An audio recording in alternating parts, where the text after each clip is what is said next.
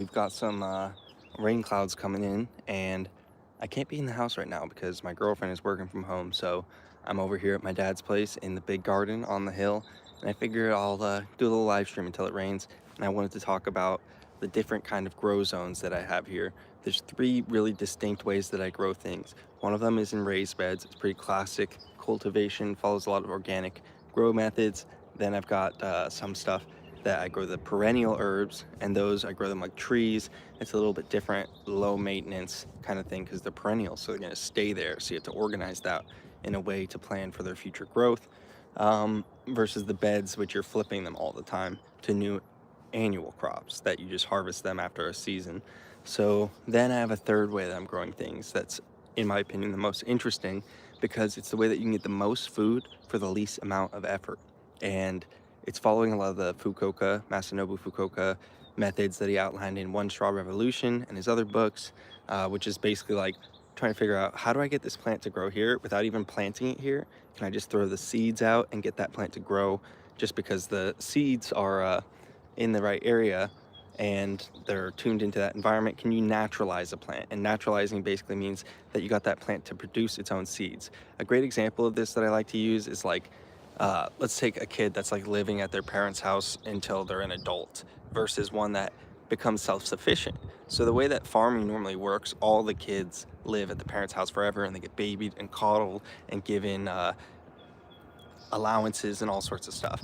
But when you have plants in the wild, they're really surviving on their own. They're independent. So one of the things that I try to do is try to figure out, what can I get to grow independently in that fashion so that I can get harvest without doing any extra work or any extra effort, just watering it and thinning out the plants every now and then. So we're going to take a look at these three different grow zones. So I'm going to flip the camera around, and now let's look at the prettier stuff then. I know I got a money maker right here, but the plants, they looking pretty good. Let's check them out. So also in a similar style to the raised bed growing, in these felt pots I like to grow a lot of my root crops. That way I don't have to dig around my raised beds, and I can do them more like a no-till style. So I've got a lot of onions, potatoes, gingers, turmerics in these felt pots over here, and garlics. You can see my just annual kind of classic raised bed style. It's just simple organic methods. I've got winter stuff in here still, from Brussels sprouts, cilantro, some chamomile, beets. There's a potato there in the back that got in there somehow. There's still some tomatoes overwintered growing up into there that might give me a couple fruits. I've got this bok choy flowering out because I wanted to grab some seeds from that. That was a really productive plant. So yeah, classic style. Then you can see over here some of the perennial style. So I've got the stuff with the wood chips that only needs to get watered once a week, and it likes the soil to be more fungal. That means it's going to have more wood chips, more woody brown material that has high carbon. That's going to make sure that it's the right type of nitrogen for these woodier plants, like fruit trees, like herbs. So take a look at this style. This is really easy to maintain, and you can get a ton of herbs. You never have to go out and buy herbs. And where there's a lot of gophers like there is here, the herbs that are in the Lamaceae family, which is the mint family, like a lot of these things like thyme, lavender, sage, oregano, all of those are going to be things that the gophers want nothing to do with. So it's really good to be able to figure out what you can plant outside of these beds where you have to do a lot more work and a lot more maintenance, something that you can get where you don't have to put as much time into it, but you can still get tons of harvest. It's good to balance your garden out in that way. The other thing I love about these perennial herbs is that you can have like rosemary that you could have ready to harvest for a couple months. So if you don't need it right away, you could save it for when you do need it. Now, let's look at the third way that I'm growing things. The third zone is the more natural farming Fukuoka style, where it's like, well, what's going on? This looks a little messy. This looks a little crazy, but look how much food is in here. I've got kales in here. I've got dill in here. I've got mustards in here. There's parsley over here. Everything was recently harvested, so it's a little bit smaller than usual. But so in this zone, it's not really about trying to grow a specific thing. It's just getting seeds out here and seeing what will grow naturally. And I'm able to get quite a lot of harvest out of this. I can't eat this much mustard, but what I can do with this mustard is I could trade it with people.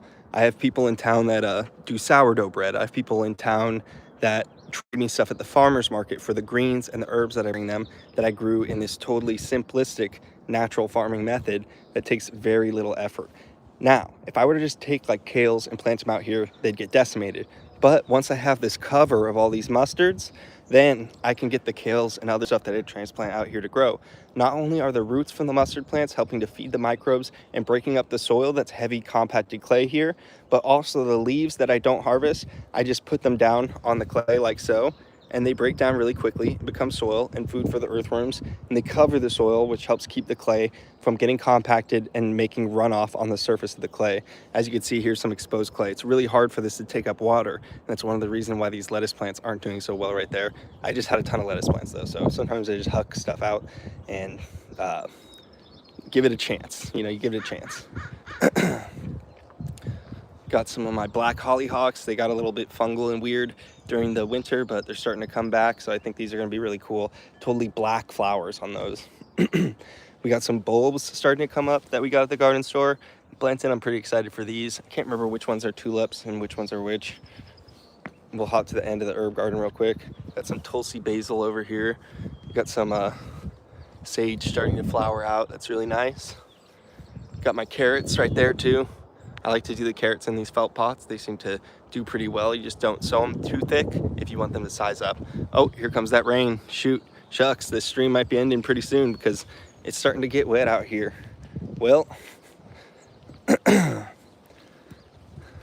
knew it was coming eventually. So I got the Brussels sprouts back here in this bed. Really stoked about those, and the sugar snap peas. Got some of these sweet pea flowers. These things are, oh, they smell so sweet, so delicious, so good. Check out these garlics. Bada bing. We're looking at a little yellow. It's been pretty wet out here, but I think they'll bounce back as soon as the warm spring temperatures come in, which they should like any day now. We just have another couple cold weeks in our schedule here in California.